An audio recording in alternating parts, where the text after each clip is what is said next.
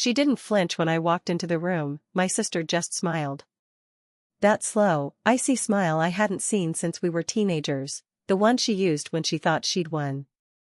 I should have known something was wrong the moment I got the text. Family meeting. 6 p.m. at Mom's. I hadn't lived under that roof in over a decade, but the wording wasn't optional.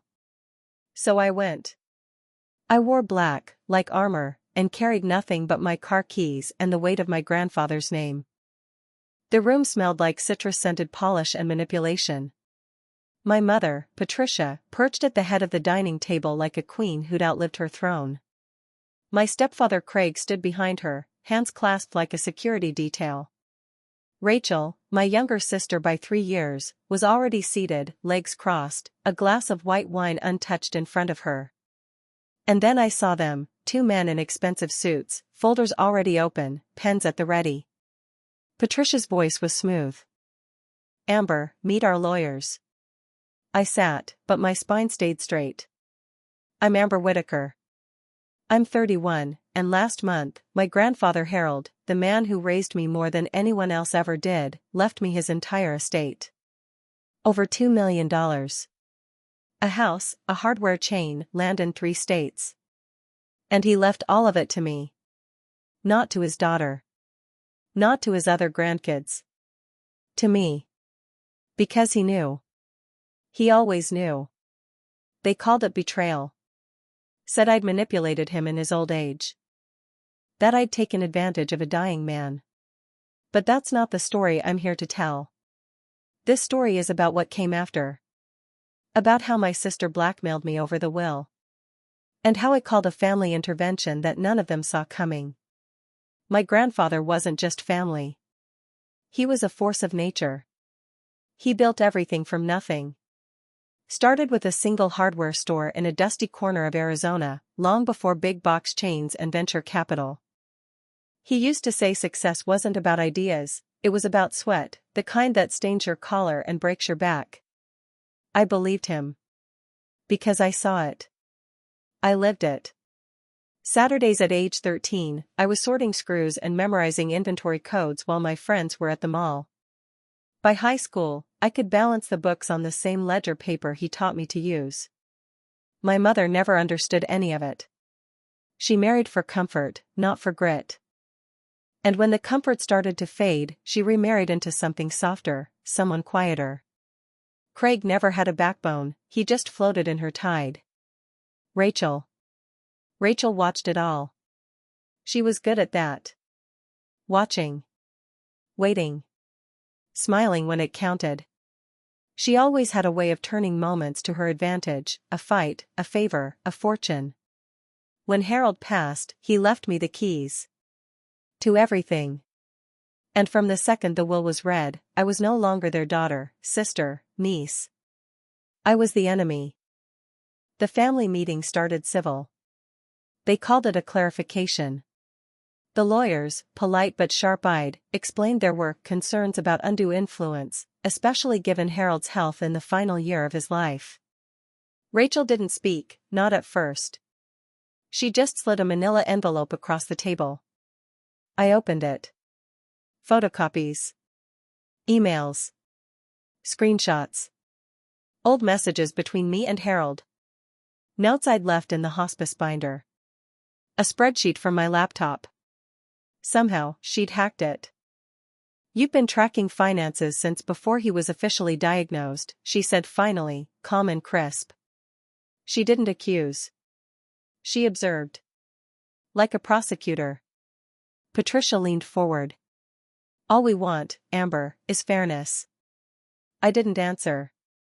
Not because I didn't have words, but because I knew they didn't deserve them. Rachel went in for the kill. "You can keep the house," she said, eyes flicking toward the lawyers. "But the business, that needs to be divided. If you don't agree, we'll go to court. And I'll make sure everything in that folder becomes public record." There it was. Blackmail. From my own sister. I breathed through my nose. My hand didn't tremble as I closed the folder. I said, "Fine." But I didn't mean what they thought I meant. because this wasn't the end. It was the beginning. They thought I'd roll over like I always did. But this time, I wasn't protecting anyone but myself. I drove straight from the meeting to the storage unit. The one Grandpa and I used to visit every spring, the place where he'd kept all his original ledgers, receipts, contracts, and handwritten journals from the business's early days. He said it was a backup to the backup, but I think part of him just wanted those pieces of his past close, even when he couldn't be. It smelled the same. Cardboard, old paper, the faintest trace of motor oil. I unlocked the door, clicked on the fluorescent light, and let the silence wrap around me. I sat cross-legged in the dust and opened a file marked Employee Evaluations, 1986 to 2010. His handwriting stared back at me, strong and deliberate. That's when I started to cry. Quietly, without drama. Just the weight of it all pushing through the crack they'd made at that table. When people talk about betrayal, they usually think of loud fights or slammed doors. But sometimes it's as quiet as a sister sliding a folder across a table, smiling like it's a gift. Sometimes it's your own mother watching you drown and asking why you won't smile more. I stayed there for hours, pulling file after file, not because I needed the documents, I already had copies of the ones that mattered. I stayed because I needed to remember who I was before all this. Before I became the obstacle standing between my family and what they believed they were owed. In that tiny metal room, I remembered every Saturday Grandpa and I spent tallying receipts and making supply runs. I remembered the way he taught me to greet every employee by name. I remembered the first time I was allowed to sign a vendor check on his behalf. I was 15, and my hands shook the entire time. They don't know any of that. They never saw it. To them, I'm just the girl who got lucky. Rachel wasn't always like this. Or maybe she was, and I just didn't see it. She was the quiet one growing up, always watching, always listening. She'd cry when Mom yelled, but never loud enough to disrupt anything. I used to defend her constantly. Told Grandpa to go easy on her. Told Mom to stop comparing us. I thought I was helping. Turns out, I was shielding her while she sharpened her knives. When we were 16 and 13, I caught her reading Grandpa's medical file in his study. She said she was curious, but her eyes didn't match her voice. That same distant calculation I saw again last night at the table, it was already there. I just didn't recognize it yet. I see it now. She used to be afraid of confrontation. Now she hides behind lawyers. I used to think she wanted my approval. Now I know she just wants what I have. I didn't sleep that night. Instead, I walked through my apartment in the dark, touching things, the framed photo of me and Grandpa at the store's grand reopening, the certificate he'd given me after I graduated, to Amber, my partner in all things that matter. He'd signed it in blue ink. The estate wasn't just money. It was the proof that he'd seen me, chosen me, trusted me to carry his legacy forward. They were trying to turn that into leverage. Into shame. I wasn't ashamed. Not anymore. By morning, I'd made a list. 3 things: pull the security footage from the store office, schedule a meeting with my lawyer, and, this was the hardest, go see Aunt Marion. She'd cut ties with the family 5 years ago after a particularly vicious fight over a vacation home in Florida. But she'd loved Grandpa. And unlike the rest of them, she never asked me for a dime after the will was read. She lived alone in a small house outside Flagstaff, surrounded by wind chimes and old novels. She opened the door in bare feet, wearing a paint-splattered sweater. "You look tired," she said, eyes narrowing. "I am." She stepped aside. Over tea, I told her everything. Not the whole story, just enough. The blackmail. The lawyers. Rachel's new taste for cruelty. Marion didn't interrupt, didn't offer empty comfort. She just listened, nodding slowly. Finally, she said, "You know you don't owe them anything, right?" I nodded, but I didn't believe it yet. "My lawyer's name is Dana. We met 3 years ago when I needed help renegotiating vendor contracts." She's quiet, precise, and not easily rattled. When I walked into her office, she already had a notepad ready. "They've got a lawyer," I said. "They think you're scared," she replied. I handed her the folder Rachel had given me. She flipped through it without much expression. "These aren't threats," she said. "They're desperation." She told me exactly what I needed to hear. They can't win if you don't play their game. And then she showed me how to build my own. That night, I lay in bed, thinking about the last thing Grandpa ever said to me, not at the hospital, but weeks before that, when we were sitting on his porch watching the sun fall behind the desert hills. He said, "Blood makes you related. But loyalty? Loyalty is a choice." He looked at me then, eyes dim but certain. "I chose you, Amber. I choose me now." The next morning, I called Rachel. "I'll agree to a meeting," I said. "But only if the whole family's there." She hesitated. Then, "Fine." I ended the call before she could say more. Because I was already picturing it, the table, the faces, the wine they'd pour to soften the tension. They had no idea. They were walking into an intervention. And this time I wasn't the one being cornered. People assume betrayal feels like fire. But in truth, it's ice, slow, numbing, and careful not to leave a visible wound. The meeting was set for Sunday evening. My request had been clear, everyone needed to be there.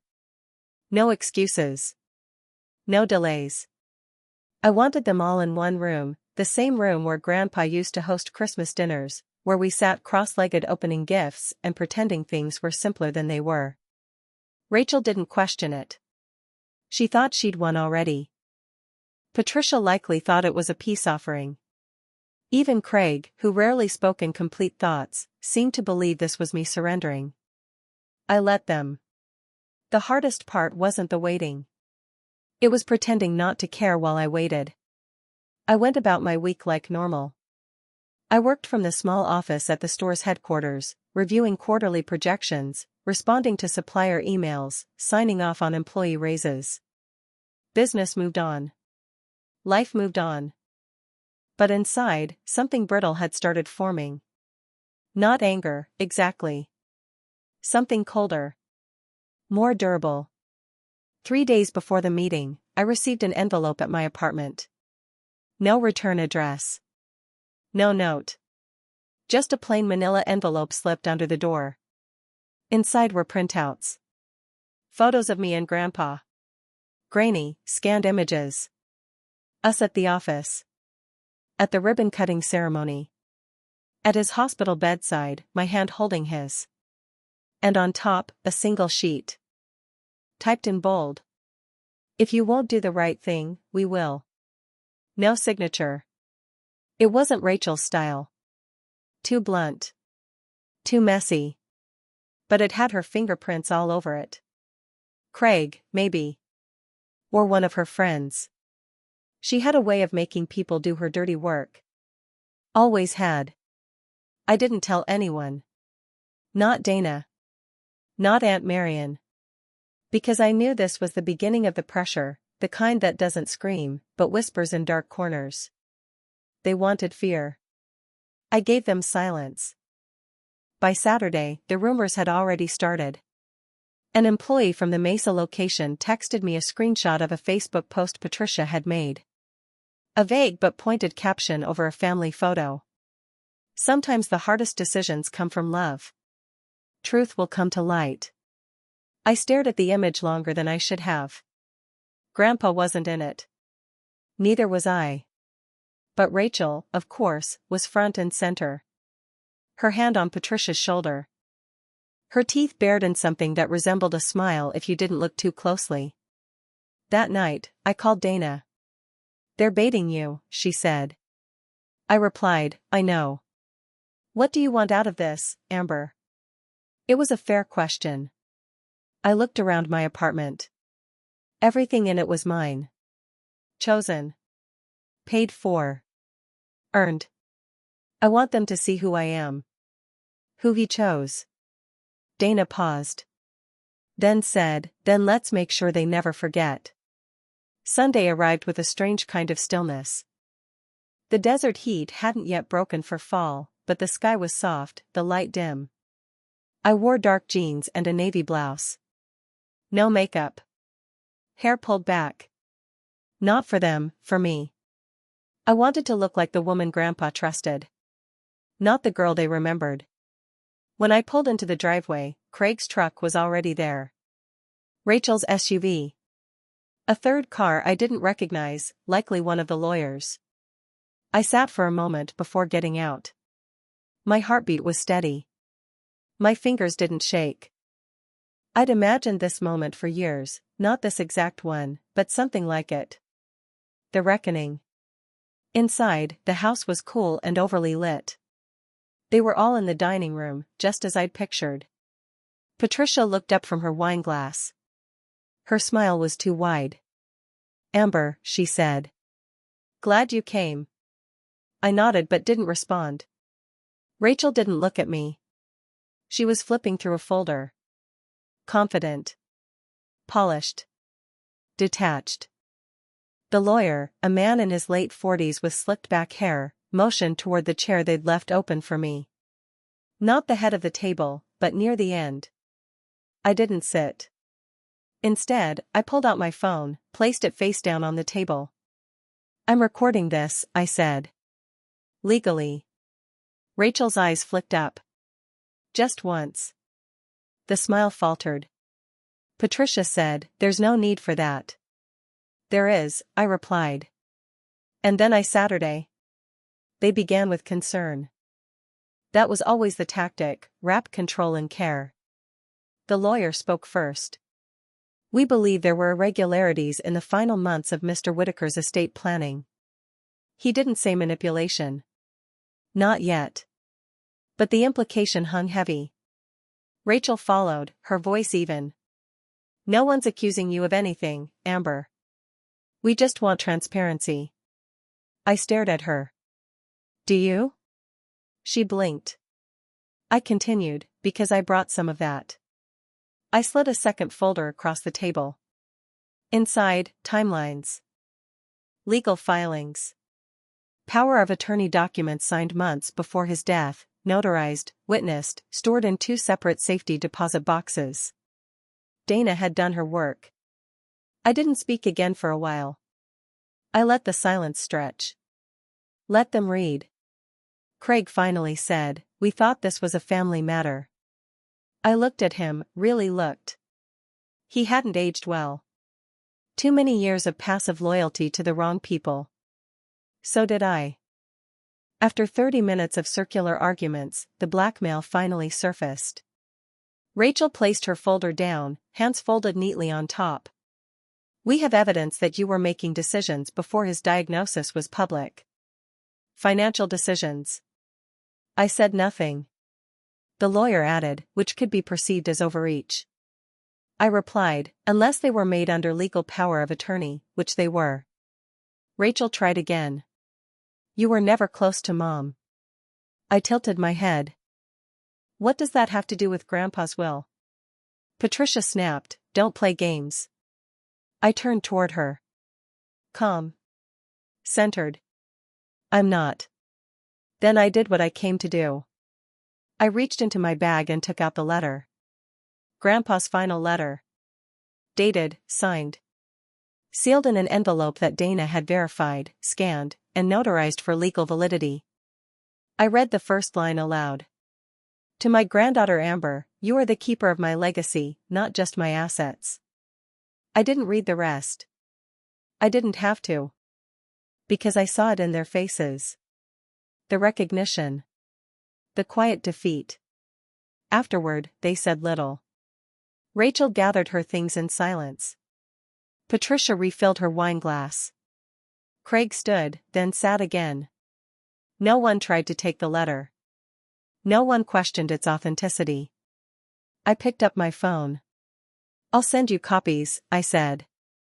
Through my lawyer. Then I left. Outside, the light had shifted. The sky had turned gold, the kind of gold that only lasts a few minutes before dusk. I stood by my car, breathing it in. It wasn't over. Not yet. But something in me had shifted. The weight was still there. But now, so was the fire. Sometimes you don't realize how exhausted you are until you're safe. But safety, I was learning, had to be built, deliberately, brick by brick. The night after the intervention, I didn't sleep. Not because I was anxious, that part of me had burned off somewhere between Rachel's accusation and Craig's attempt at diplomacy, but because my mind had already moved on to what came next. Confrontation was never the point. Control was. I made tea at 3 a.m. and walked barefoot across the tile floor, mentally mapping every step of the next 6 months.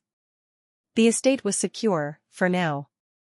But families like mine don't walk away just because they've been publicly checked. They retreat. Regroup. Strategize. So I had to stay 10 steps ahead. I opened my laptop and made a new folder. I labeled it Continuity. Inside, I drafted a letter to Dana requesting she review the bylaws for the company's succession plan. Then another, addressed to the board, proposing quarterly audits be externally validated going forward. Finally, I pulled out the thumb drive Grandpa had once handed me with a tired smile and said, "Use this if the wolves ever circle." I had never opened it. Until now. The files weren't dramatic. No secret recordings or scandalous photographs. Just clean, detailed spreadsheets. Transfers. Conversations logged in shorthand. Names. Most of it confirmed what I already knew. Grandpa had been preparing for this. Rachel, Craig, and Patricia had all, at various points, attempted to access funds or push legal control through back channels. Nothing criminal. Just familiar. The way my family always operated when someone else held the power. But one name stopped me. Shelby Dunn. A former employee at the Flagstaff store. Terminated quietly 2 years ago. Notes indicated she was close with Rachel. Too close. I stared at the file. My hands resting still on the keyboard.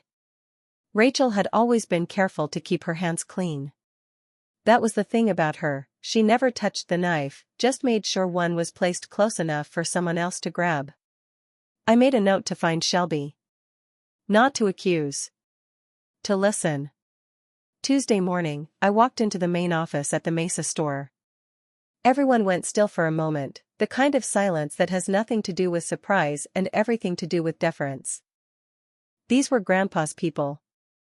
Not mine. Not yet. I asked to speak to Margot, the longtime HR manager. She'd been with the company since I was a kid and had once taught me how to use the old fax machine during a summer shift. She offered me coffee. I declined. "I need the files on the Flagstaff termination," I said. Her eyes flicked up, cautious. "Are you sure that's something?" "It is." She didn't push. Just nodded and went to retrieve them.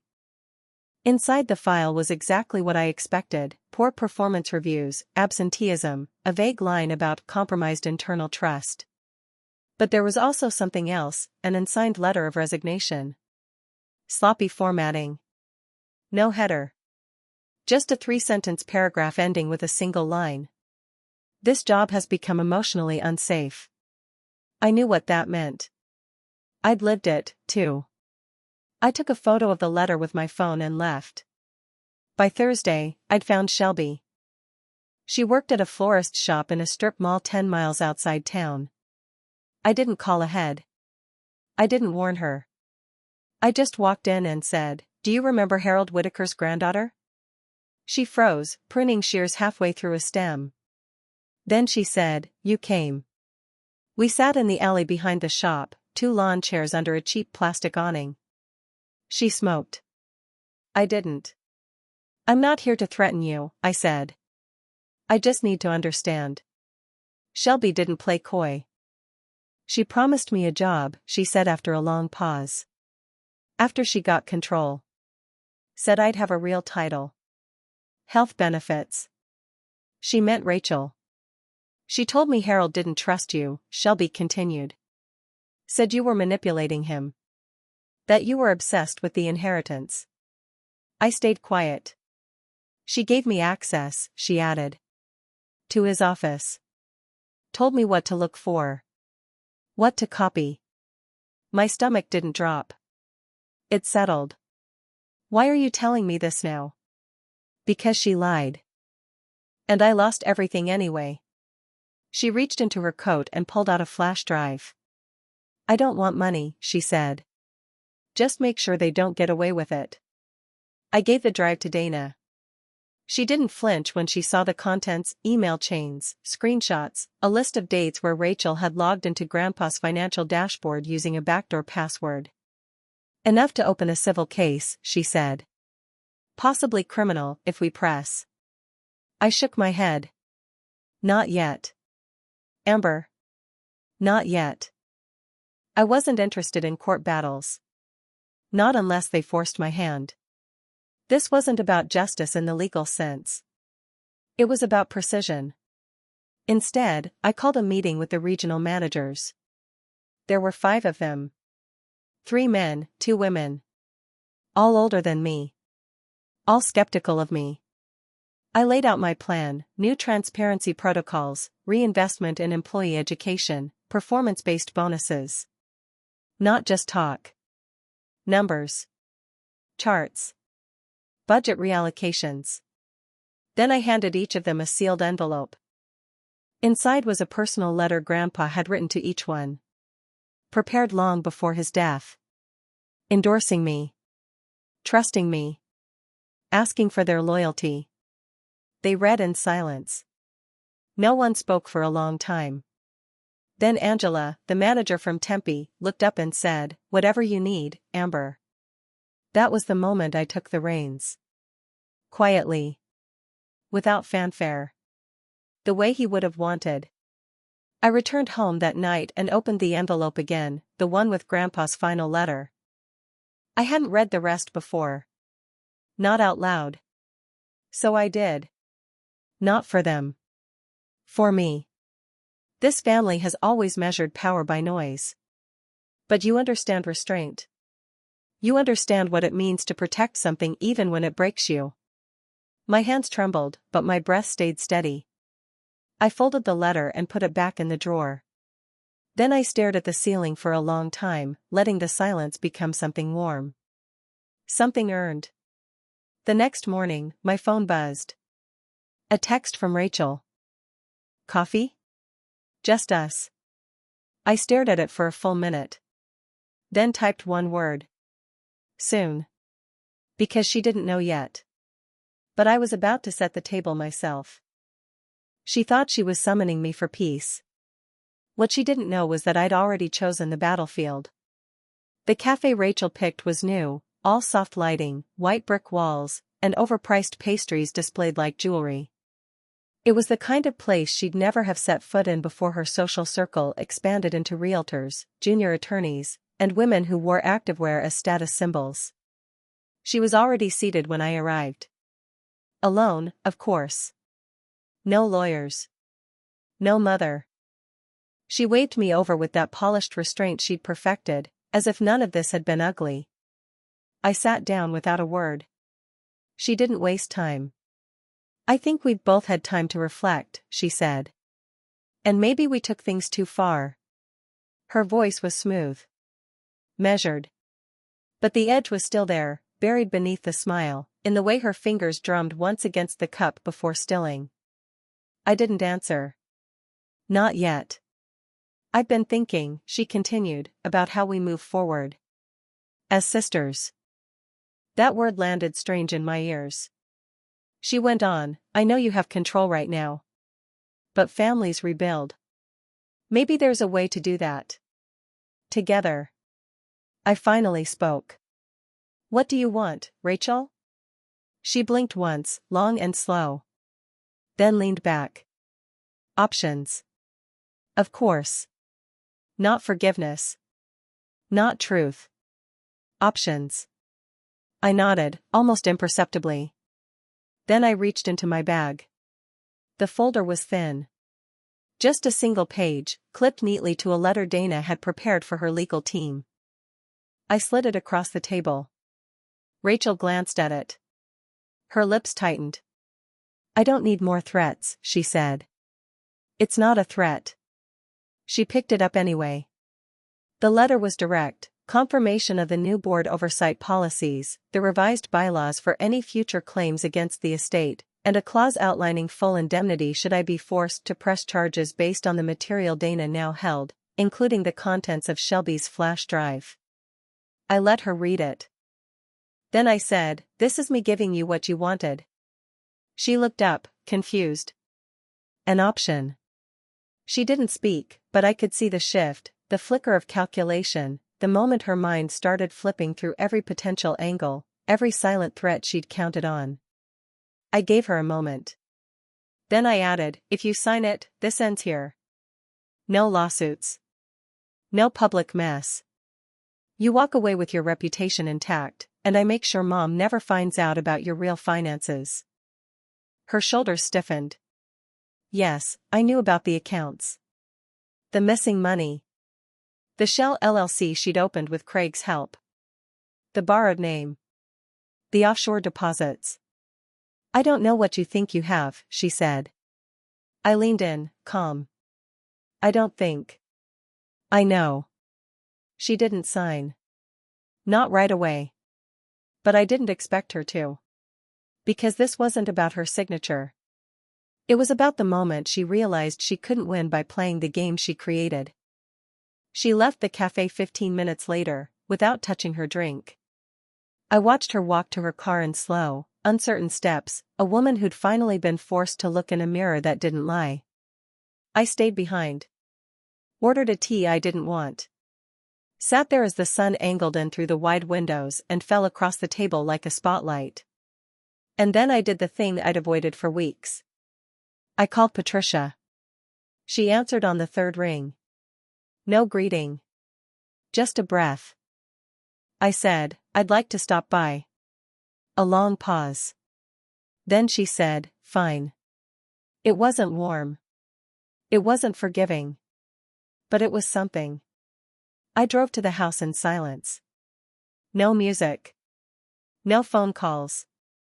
Just the sound of tires against pavement and the low hum of the air conditioning. When I pulled into the driveway, Craig's truck was gone. Good. I didn't need him today. The front door opened before I knocked. She stood there, smaller than I remembered. Not physically. Just diminished. Time hadn't been unkind, but it had carved things into her face that weren't there before, not just wrinkles, but regrets etched so deeply they looked permanent. We sat in the living room. The same one where Rachel had once staged her performance with the lawyers. Patricia didn't offer tea. I didn't expect it. She spoke first. "Your grandfather didn't mean to hurt anyone." I replied, "He didn't." She looked at me then, really looked. And for a moment, I saw her as something more than just the woman who had always chosen appearances over accountability. I saw her as someone who was afraid. "Rachel's not herself," she said quietly. "She's been under pressure." "Craig has." I interrupted, "This isn't about Craig." Her mouth shut. That flicker of defense curled away. I stood. "I don't need your apology," I said. "But I do need your silence." She didn't argue. Not because she agreed, but because she understood. There was no more power to borrow. That evening, Dana called. She sent the signed copy, she said. Rachel agreed to the terms. I exhaled. Not relief. Something more complicated. Like closing a door you've been holding open far too long. Then Dana added, "You're in the clear." "But Amber." Her voice softened. "There's always another storm. Be ready." I was. Because the point wasn't peace. It was protection. Of the business. Of the legacy. Of the girl Grandpa believed in when no one else did. But mostly? Of myself. 2 days later, I received a package. No note. No return address. Inside was a photo, a printout of me and Grandpa from the early store days. I was 14. He had his arm around my shoulder and grease on his collar. We were both laughing. Taped to the back was a post-it, written in a hand I didn't recognize. "Don't let them rewrite this." I stared at it for a long time. Then I picked up my phone. I called the head of HR. "We're going to start an internship program," I said.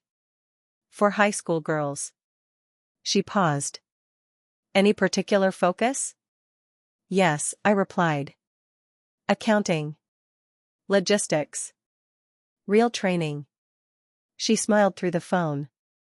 "I'll get to work." The next morning, I woke before sunrise and drove to the oldest store in the chain.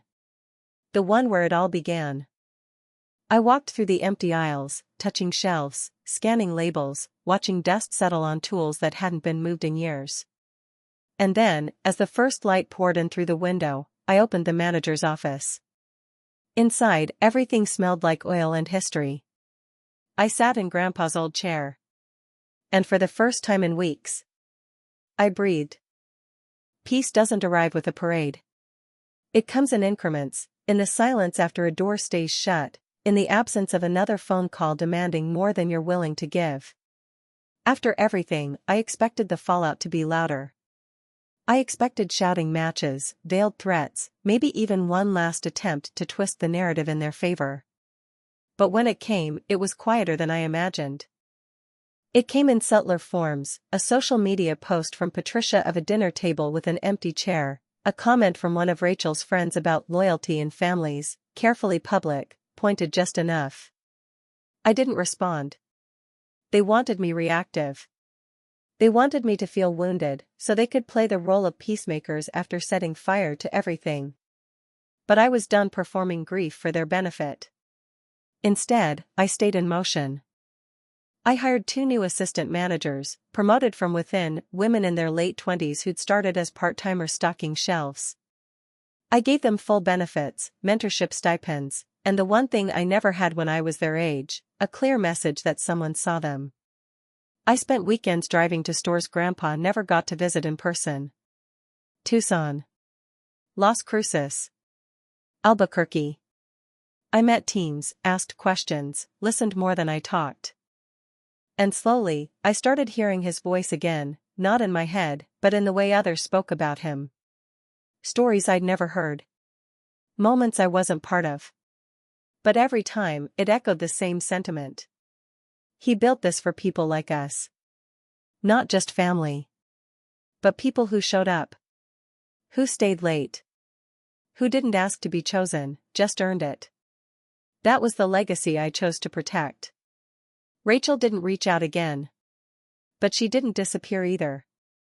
3 weeks after signing the agreement, I received an anonymous tip through the company's ethics portal, a flagged vendor account associated with one of our older contracts. Dana traced it to an LLC that, once unraveled, tied back to a property development firm where Craig now consulted. It wasn't theft, exactly. It was erosion. The slow, quiet bleeding of company funds through inflated service fees and consulting hours that never happened. Dana asked if I wanted to pursue it legally. I said no. We rewrote the contracts, cut ties with the firm, and sent a polite but firm letter to Craig's address outlining the changes. I didn't hear from him after that. And just like that, another thread snapped loose. A month later, I received an invitation. Not from Rachel. Not from Patricia. From Heather, my cousin on Grandpa's side. The side of the family that had mostly stayed quiet through everything. She was hosting a memorial lunch in Harold's honor, something separate from the formal funeral we'd all suffered through in stiff clothes and tighter smiles. I almost declined. But I remembered what Aunt Marion told me once, years ago, when I was still in college and unsure whether to come home for the holidays. You can protect yourself without disappearing, sweetheart. You just have to know which table you're walking into. So I went. The lunch was held in a community center in Sedona, plain folding chairs, potluck dishes, faded photo boards leaned against the walls. No performances. No legal pads. No motives. Just stories. One by one, people stood up and shared memories. Most of them weren't about business or money. They were about Grandpa fixing someone's porch for free, offering a ride home to a kid who missed the bus, mailing handwritten birthday cards to employees who'd left the company years earlier. Heather hugged me when I arrived. Marion squeezed my hand when I sat down. A woman I didn't recognize, someone who'd worked in the Yuma location years ago, pressed a crumpled photo into my hand. It was me, as a teenager, leaning over the counter next to Harold, both of us laughing. "I kept it," she said. "He used to say you were the only one who saw the whole picture." I didn't cry. But I held the photo all the way home, and didn't let go of it until I reached the apartment. That night, I wrote the hardest letter of my life. Not to Rachel. Not to Patricia. Not even to Grandpa. To myself. I wrote everything I hadn't said aloud, the grief, the anger, the loneliness. I admitted I missed the idea of family more than the people themselves. I admitted I still double-checked my phone sometimes, half expecting an apology that would never come. Then I folded it, sealed it, and placed it in the drawer beneath Grandpa's last letter. A record. For the version of me who might someday need to remember how far she'd come. The next week, the internship program launched. We had over 40 applicants. High school juniors and seniors, most of them girls from the neighborhoods our stores had served for decades. Some of them walked in with shoulders hunched, voices barely above a whisper. Others were fire from the moment they introduced themselves. I sat in on the interviews. Not all of them, but enough to see the range. Enough to understand that legacy isn't something you protect by hoarding it. It's something you grow by giving it away. At the end of one session, a girl named Tasha, small, fast-talking, with eyes that scanned every corner of the room like she was memorizing escape routes, asked a question. She said, "How do you know when you're in charge?" I smiled. "You don't," I replied. "Not at first. But then one day, you make a decision that no one questions. And it feels like breathing." She nodded. And I saw it click. A month passed. Then another. The estate paperwork was finalized. No appeals. No challenges. The board settled into its new rhythm. My name was etched beside Grandpa's on a plaque outside the headquarters. A quiet, heavy honor. But what stayed with me most were the small shifts. The way employees started to greet me not with caution, but with trust. The way the store radios didn't go quiet when I walked in anymore. The way I could finally walk through those aisles and feel at home. Not tolerated. Not feared. Respected. One afternoon, I received a letter in the mail. Handwritten. No return address. I opened it carefully. Inside were 4 words, scrawled in Rachel's handwriting. I hope it was worth it. I stared at the paper. Then I folded it once, neatly, and placed it in the shredder. Because some things don't deserve a second reading. And some people don't deserve the power to shape your peace. I made dinner that night for Aunt Marion. We sat on the balcony as the sun set, watching planes stitch lazy lines across the sky. She said, "You've been quiet." I replied, "It's not the same kind of quiet as before." She smiled. I think she understood. And for the first time in years, I did too. Some endings don't look like endings at all. They arrive quietly, not with slammed doors, but with a closed drawer, a sigh, a peace you no longer have to chase. Summer ended early that year. The heat broke in mid-September, and the desert air turned softer around the edges. Mornings became cool enough for a jacket, and I started waking up before my alarm, pulled out of sleep not by worry but by something unfamiliar. Stillness. Not the kind that comes from avoidance, but the kind that settles in after the dust finally lands. I used to think healing would feel triumphant. That there'd be a day where I'd wake up and feel done, victorious, absolved, finished. But real healing is slower. It's quieter. It doesn't shout. It just shows up when you need it most and doesn't ask for attention. That month, I did something I hadn't done in years. I took a weekend off. No phone. No laptop. No documents in the back seat.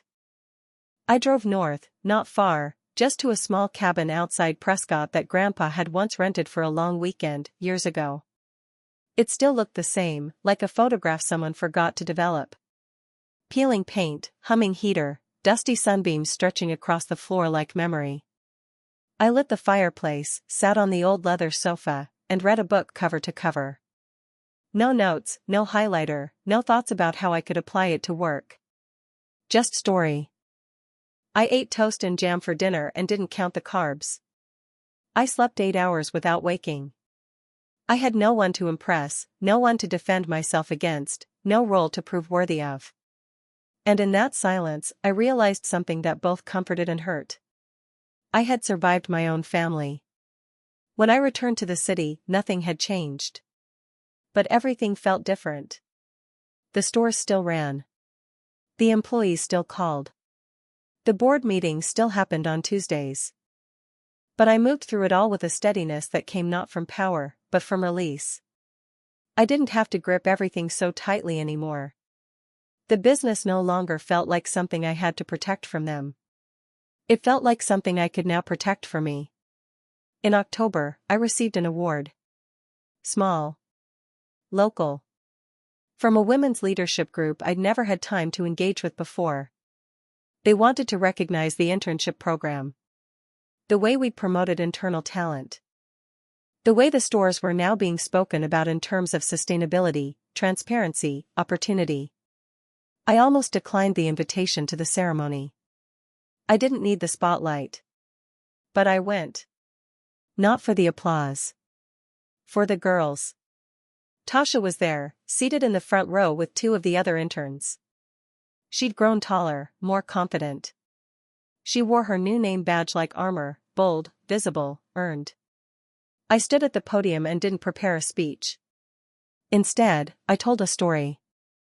About a man who believed legacy wasn't about blood, but about trust. About showing up when it wasn't convenient.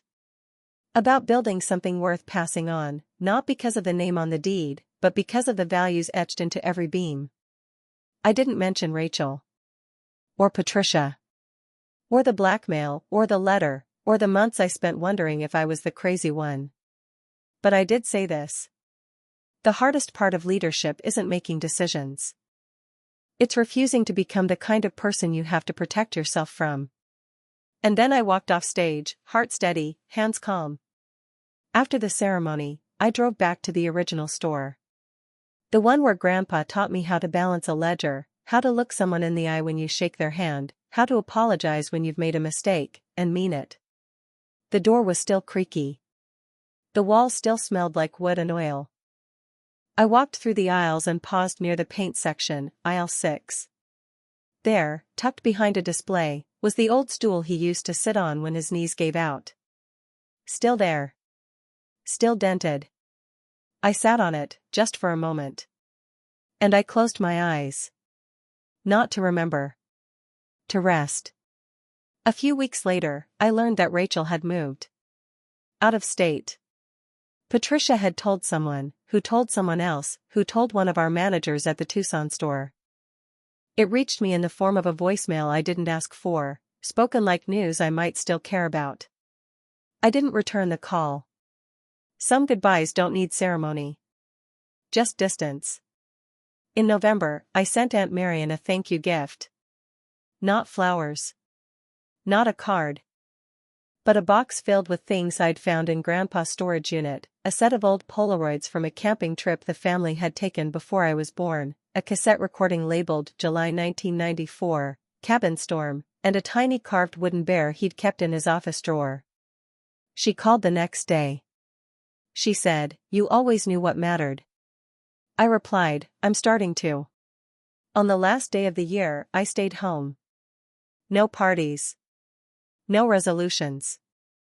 Just candles, soft music, and a thick blanket wrapped around me like armor I no longer needed. I reread Grandpa's letter. Not because I needed reassurance. But because I wanted to hear his voice again. The letter ended the same way it always had. You were never the easy choice. You were the right one. And this time I didn't cry. I smiled. Because I finally believed him. As the clock neared midnight, I opened the window. Let the cold air in. Let the old year go. And I whispered, not for anyone else, not for ghosts, not for memory, but for me. I'm not afraid anymore. And I wasn't.